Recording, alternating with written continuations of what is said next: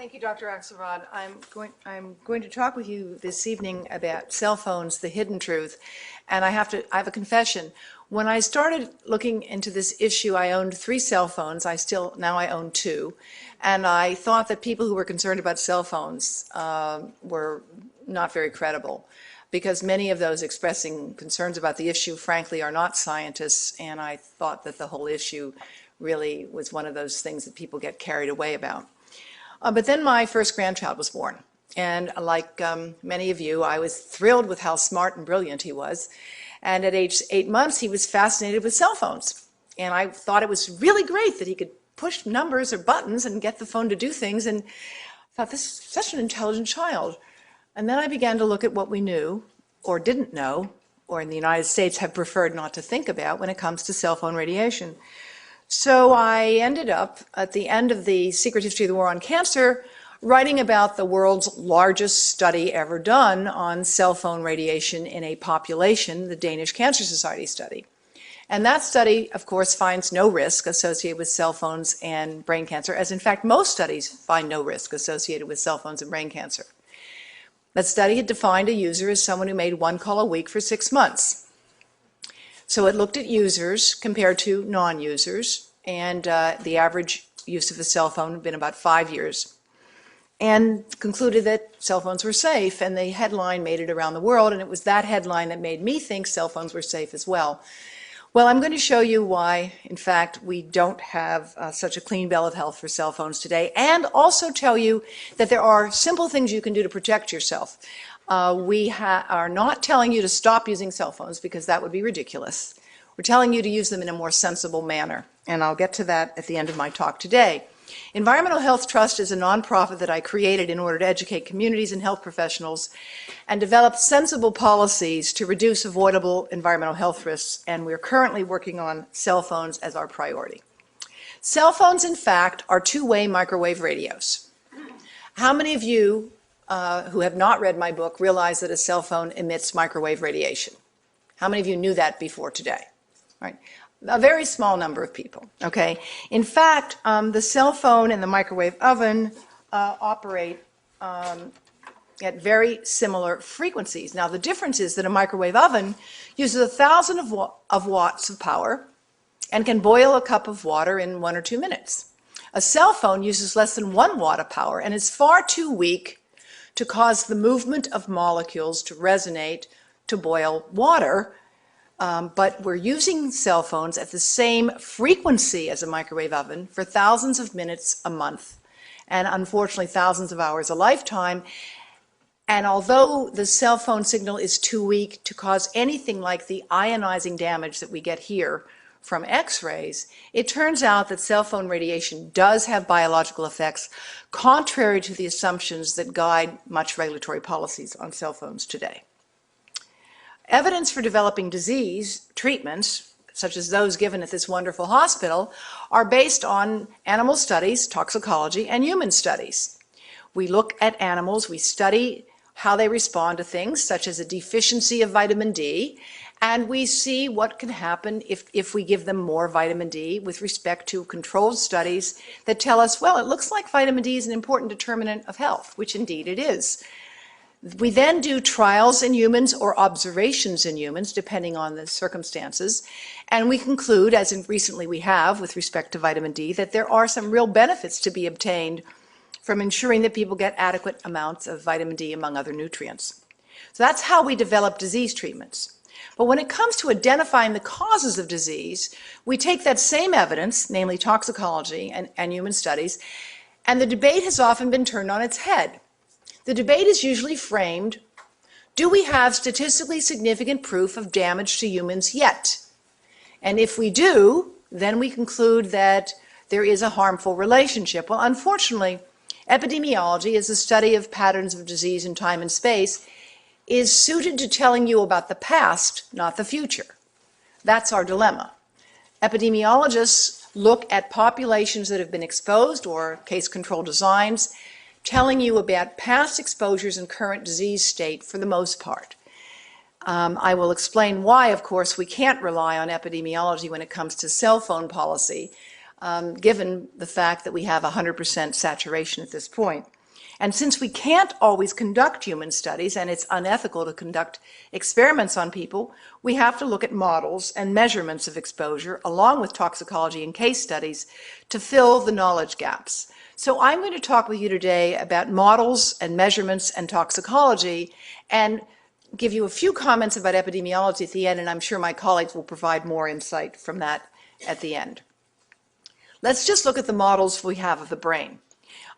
These images are taken from work originally done for the cell phone industry by Professor Om Gandhi, with whom I am now collaborating to develop further refined models of brain absorption of microwave radiation from cell phones.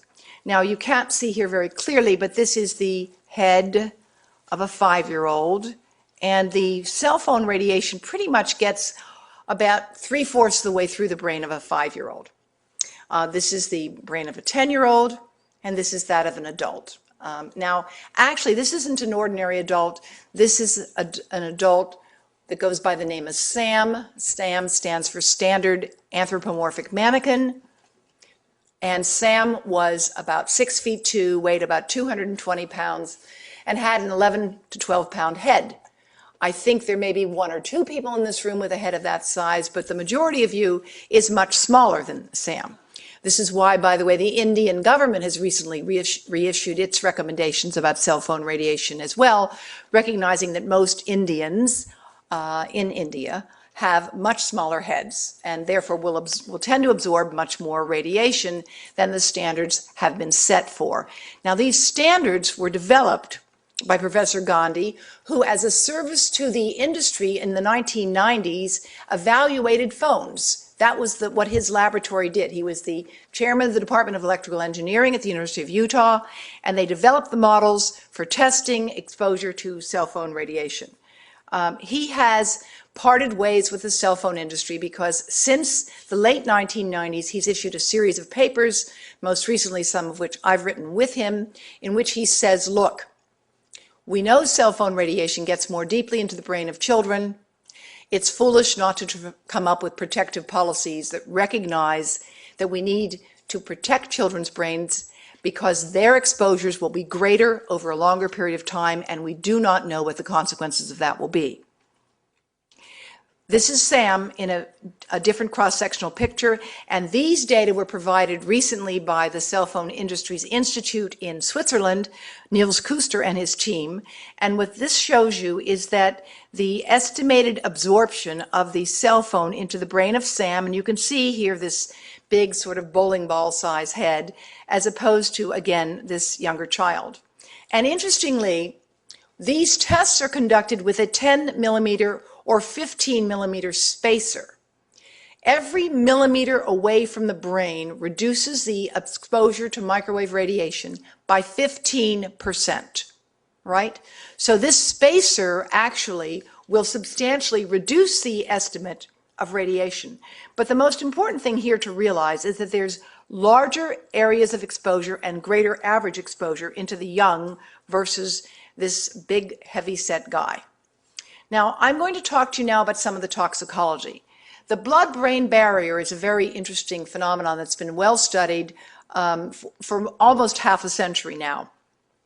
The original work was done in Russia and subsequently then in the Office of Naval Research, and I talk about this in my book, Disconnect, where a curious researcher decided to inject animals with a fluorescent dye and noted that if you sacrifice the animal after the injection of dye, the animal's brain did not turn colors, but the rest of the body did. This was evidence that the brain has a protective barrier that shields it from absorbing things from the bloodstream. Then in the early 1960s, Alan Frey, working for the Office of Naval Research, got the idea to study pulsed digital signals from microwave. Remember, this is before cell phones ever existed. His research showed that if you exposed an animal after injecting the dye, exposed the animal to a pulsed digital signal microwave, that the animal's brain turned a fluorescent color. The year after he did that research, he was visited by his supervisor in his annual review, and he was told, you know, this is really interesting research, and if you want to continue working here, you're going to stop it. And he did, until releasing his data and files to me when I was preparing my book. Because later on, other researchers, who I'm going to show you here in Greece, have done other work on the blood-brain barrier. And not only have they worked on the blood-brain barrier, and I'll show you this in a moment, but they've also done work on memory and learning deficits and cranial and postcranial skeletal variations. I'm just going to concentrate right here on, you can see this nice, healthy, intact cell, and this is one that has been exposed to a pulsed digital signal like those from a cell phone. And this is a model. Again, these are data developed by Greek researchers with whom I'm going to be meeting in Istanbul in late May.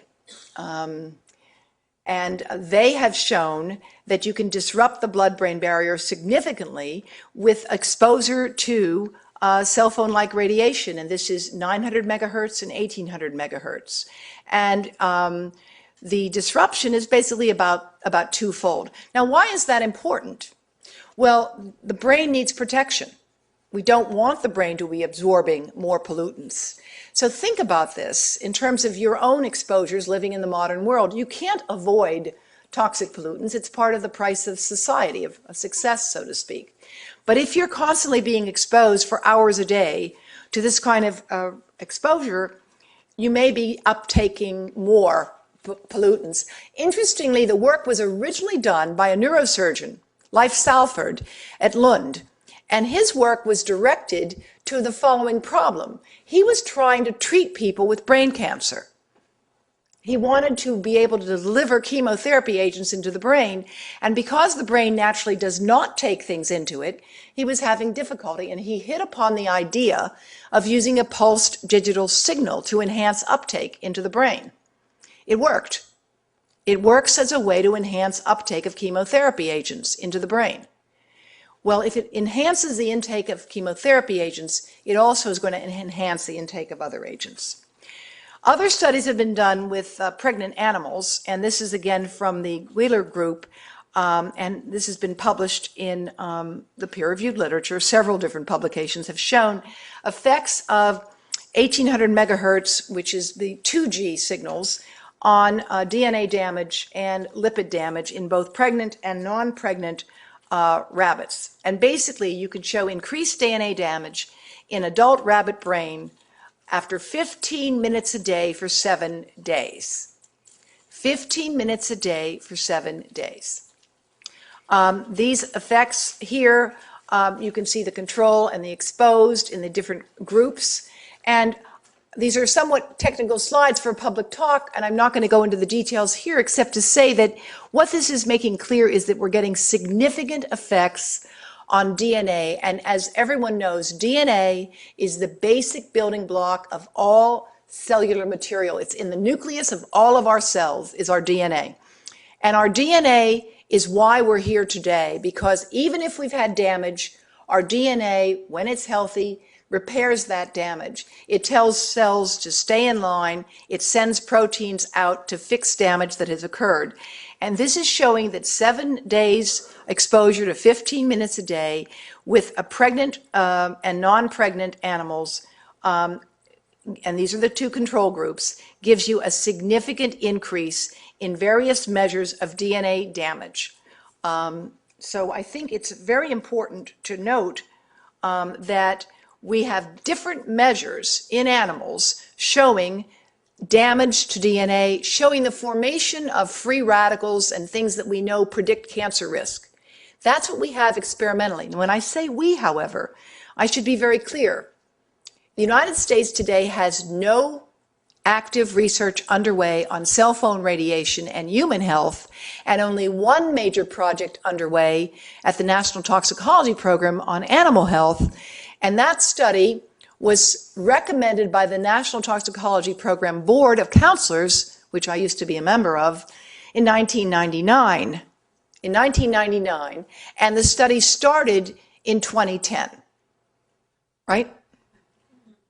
So we've had a disconnect in the United States, in Canada, and a number of countries between what some scientists have warned about and the way we have been treating cell phones as these benign devices.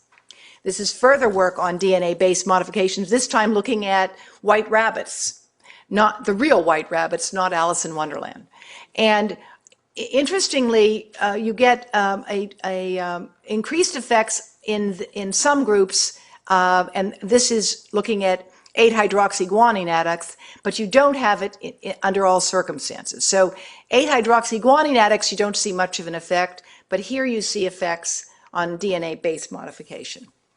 Other studies have looked at cell death, apoptosis, at the brain and eye tissue of adult and pregnant rabbits and their newborns. And again, only 1 week of exposure. Now, let's be fair, rabbits don't live that long, right? A week in a rabbit's life corresponds to years in ours. But we use the rabbit model to study the brain and the eye because it's been well developed and validated. Other studies have found hypothyroidism, basically shrunken thyroid and apoptotic bodies, cell death, occurring in the thyroid after 20 minutes a day for 3 weeks.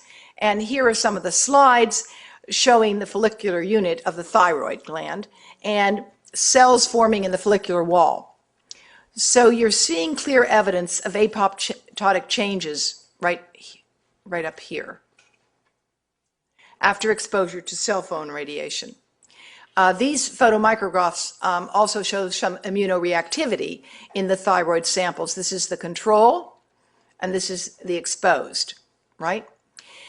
So there's positive immunoreactivity in the interstitial connective tissue, which is a fancy way of saying that cell phone radiation is interfering with the thyroid, which is, of course, the body's policeman. The thyroid regulates temperature, metabolism, hormones, a lot of essential processes, and it's looking like cell phone radiation can interfere with that. Now, just as a reminder of the context, identical twins, which are as close to as we have to clones in human nature, start out with pretty much identical chromosome bands. These are twins that come from one egg that splits in two, right? And these are the chromosomal bands of identical twins at age 3. And this fluorescent pattern here shows you hypo and hypermethylation, but it's simply an indication of the activities of certain genes and methylation patterns of those genes and chromosomes, these chromosomal bands. They look pretty close to identical at age 3.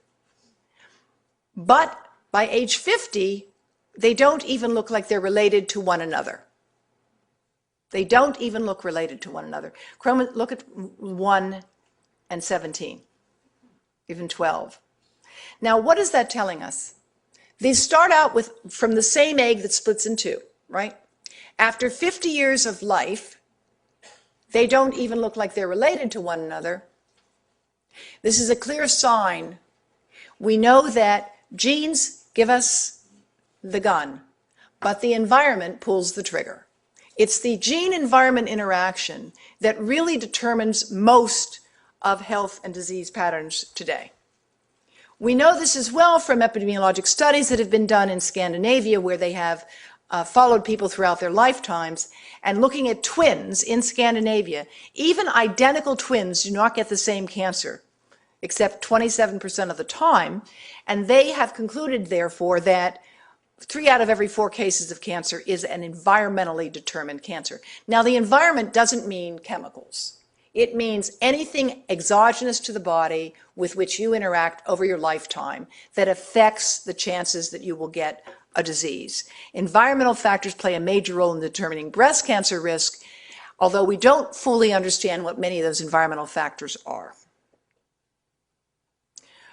So another reason why the environment is known to be a cause of cancer is, of course, looking at other studies in epidemiology. We know that children who are adopted, again from studies in Scandinavia, develop the risk of their adopted family in which they grow up, and not that of the family into which they were born, from following registries of people. We also know, again, the identical twins do not get the same cancer, and that people who move from Asia to Finland, or from Mexico to the United States, or Asia to the United States tend to develop the cancer risk of their new countries, we also know that workers with certain occupational exposures have higher rates than those without those exposures, again, all pointing to the importance of environmental factors broadly conceived. Patterns are unexplained. Well, now I want to show you an unusual new risk factor that we need to pay attention to. Now, risk factors, like all things in epidemiology, are identified after the fact. So I'm showing you a potential risk factor, not one that's been confirmed. But I'm showing it to you because I'm working now with some breast surgeons around the world to promote awareness of this potential hazard and to prevent it. How many of you know or have seen young women with their cell phones in their bras? All right. It's actually quite common. In fact, among very young teenage girls, being able to put a cell phone in their bra is considered a rite of passage, like they've grown up enough that they can put a cell phone in their bra. It's not a good idea. And I'm going to show you one example now, because of course, remember, I said that cell phones are microwave radios. Microwaves work by heating water and liquid. The breast is mostly fat and fluid. It doesn't have the skull of the brain or the bone of the hip to protect it. So there is no way it's a good idea to put a phone in a bra with next to that fatty fluid tissue. This woman contacted me about a year and a half ago. She's from California, and as you can see from her torso, she's a healthy, well-developed woman. She had 3 children before age 30. She was a vegetarian. She's Asian American. That means she has about a third of the risk of developing breast cancer compared to a white American woman. But she did keep her cell phone in her bra.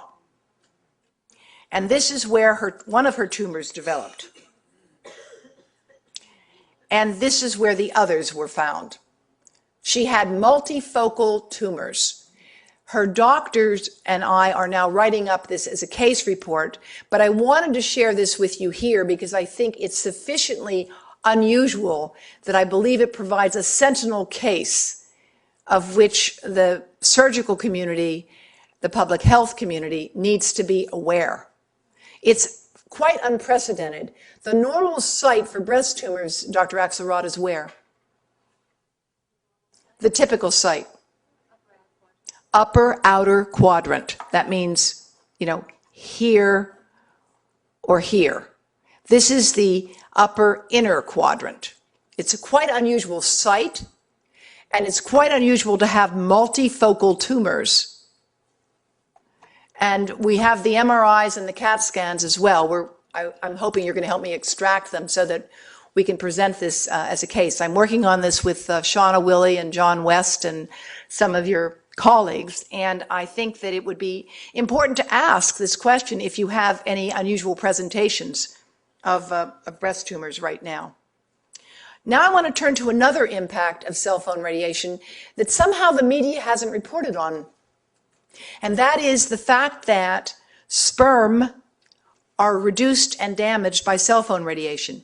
What I'm showing you here today are studies done in Australia at the National Centre of Biotechnology by Sir John Aitken, a Cambridge University trained expert in male reproductive health. But the study design that I'm going to describe has been used as well at the Cleveland Clinic, at the University of Athens, and at the major national hospital in Turkey, where I will be collaborating with people next month. And what they did was the following. They took samples of sperm from healthy men and divided them into 2. The control sample is here. Now, in order to make a healthy baby, a man needs to produce 500 million sperm at a time. That's the ideal. They say the reason you need so many sperm is that they don't know how to ask for directions.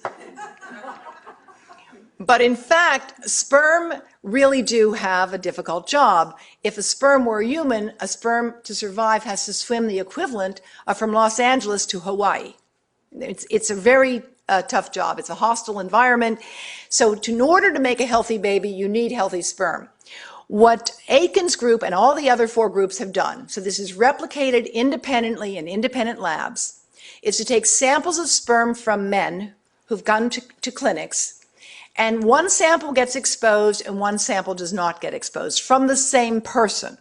And the average count of sperm is then maintained. This is the count of sperm, and you can see that exposed sperm are basically 3 times less than unexposed. So cell phone radiation causes 3 times more damage to exposed sperm, and this is a measure of how well they swim, motility.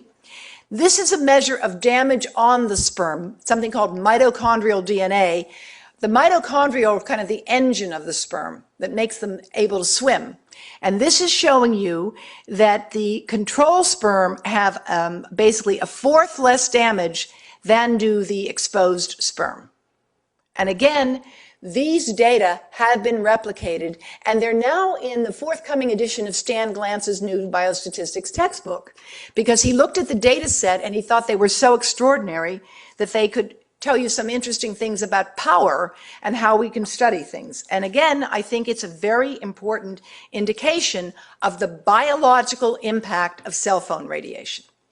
This is a study from the Cleveland Clinic where they looked at men. This was a very interesting observational study. This was the clinic on infertility. And the director of the clinic, Ashok Agarwal, who is one of the most distinguished researchers in the United States in this field, noticed something interesting, that men who were having trouble making healthy babies often would walk in with 2 or 3 of these devices on their hips. Two cell phone, BlackBerry, iPhone, pager, whatever. So he began to just do a questionnaire and ask them how many hours a day did they use a cell phone. And what he was able to show, first of all, 20% of his sample used a cell phone for 4 hours a day. 20%. And of those who used the cell phone the most, they had about 40% less sperm than those who used it the least. So this was a pretty stunning observation, and again, this same observation has been replicated in a number of different places. Those of you who have your phones in your pocket now might want to really turn them off instead of just putting them on silent. Now, when it comes to understanding what's going on here, I have to confess, just as I frankly did not want to believe and was quite skeptical that cell phones could have any damaging effect on my health, there's an unfortunate familiarity to the theme that runs through the science here. How many of you have seen the movie Thank You for Smoking? Right. It's really a good movie, so I kind of recommend it. And it's the movie, since most of you haven't seen it, I'll take a minute and describe it. The movie basically is about a guy who has a difficult job. He has to sell people on smoking. So once a week for social support, he meets with his colleagues who are selling alcohol and guns. And they get together, they call themselves the Merchants of Death or the Mod Squad. And they compare notes about how hard it is to get people to, to engage in these somewhat questionable habits. Well, at the end of the movie, there's a new recruit, and there's 3 guys in suits, and they look a little uncomfortable. And off camera, the voice says, well, is it true? Do cell phones cause cancer? And they all begin to speak at the same time, and they say, well, we don't know, we're not sure, it depends. And he says, gentlemen, practice these words in front of the mirror. Although we are constantly exploring the subject, currently there is no direct evidence that links cell phone usage to brain cancer.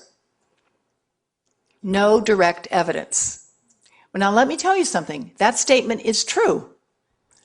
But it's true because of the limitations of the evidence that we've gathered and because of the difficulties that we face in our failure to monitor. The United States today is not conducting any serious epidemiologic investigation of this question in humans. The United States did not participate in the only international study ever conducted on this topic at the World Health Organization. Did not participate. The last study on this topic in the United States was published in 2002. 2002. There is no active research program underway on this question at all. The presumption has been it's impossible. It's physically impossible because, after all, everyone knows cell phone radiation cannot have any biological effect. Well, I believed that also, but I don't any longer. Let's talk a little bit about the epidemiology, and then we'll turn it over to my colleagues. When the atom bombs fell at the end of World War II, the sickest and most exposed people died right away, and there was no increase in brain tumors in survivors. Now, the atom bomb was a massive release of ionizing radiation, not non-ionizing radiation, but there was no increase in brain cancers associated with it until 40 years later. It took 40 years until the general population of survivors from Hiroshima and Nagasaki were able to show any increase in brain cancer. So the fact that we do not have a general increase in brain cancer at this time, and we do not, is to be expected, given that the increase in use in cell phone radiation is really recent in almost all countries. Most epidemiologic studies of cell phones do not increase brain cancer. There's no evidence in most studies of any increased risk, except after 10 years of heavy use. And my postdoc and I did studies on acoustic neuroma.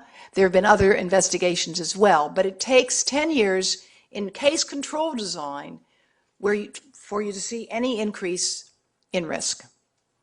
Now, I want to show you a very unusual tumor. Any docs here ever seen a malignant parotid gland tumor? It's very rare and typically occurs in people who've chewed tobacco.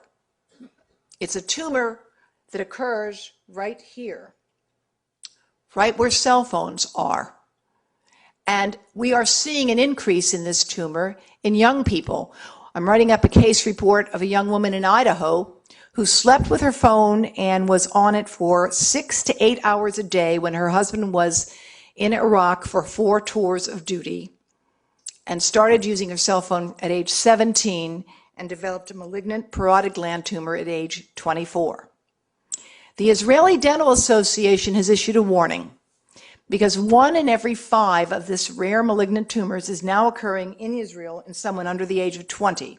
And they're advising young people to limit their exposure because the Israeli epidemiologist, led by Sigal Sadetsky, a highly respected member of the WHO research team, has found a doubled or greater risk with long-term use of cell phones. This is the increase in parotid gland tumors over the last 30 years, and you see here the recent increase that has led the Israeli Dental Association to be concerned. But I want to make sure you understand, this is number of cases, this is not rates, but nonetheless, the rate has basically tripled, and the number of cases has gone up even more. Well, some people are concerned about cell phone radiation, and they say, you know, it affects the brain, so let's just keep it away, and it's become the subject of cartoons. But the Volkow study in the Journal of the American Medical Association recently, and it just got X'd out here, so let me go back and find it for you. Here. This is what Volkow showed in this study. They got IRB approval to do PET scans on healthy people, which I thought was kind of interesting. And a PET scan involves a massive amount of radiation in order to image what's going on inside the brain, and you can see metabolically what's going on. And they injected these people with a dye that would show you where the glucose patterns were most pronounced. And what they did was to take the same person and give that person a PET scan one day, and then the next day expose them to cell phone radiation simply by turning on a phone that didn't talk at all. So they had no way to know what the phone was on or not. It was simply next to the brain, and it was either on or off. And what they showed was a significant increase in glucose metabolism after just 50 minutes of having the phone next to the brain. 50 minutes significantly alters glucose metabolism. Well, your glucose metabolism is being altered right now if you're not asleep and you're listening to me, because you need glucose for the brain to work. It's the brain's fuel. The question is, what is the consequence over many years of having elevated glucose because you're holding a cell phone next to your head. And what is the consequence for our children and my grandchildren of that kind of exposure? Now, Dr. Volkoff herself is the director of the National Institute of Drug Abuse.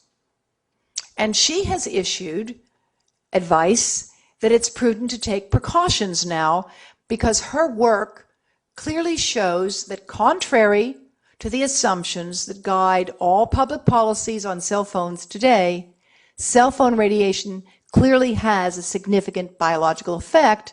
The question is, what does it mean? I mean, after all, we need glucose in the brain, but too much glucose is associated with infections in diabetics and as well as a whole host of other issues. Finnish authorities, looking at other evidence over a period of years, have issued these advisories: that people should text rather than call, they should use hands-free devices, they should keep phones away from the body. And that advice is what the cell phone industry says. How many of you know that the BlackBerry comes with a warning that tells you how safely to hold it? 2 people in this room. Okay. Well, I will show you those in a moment.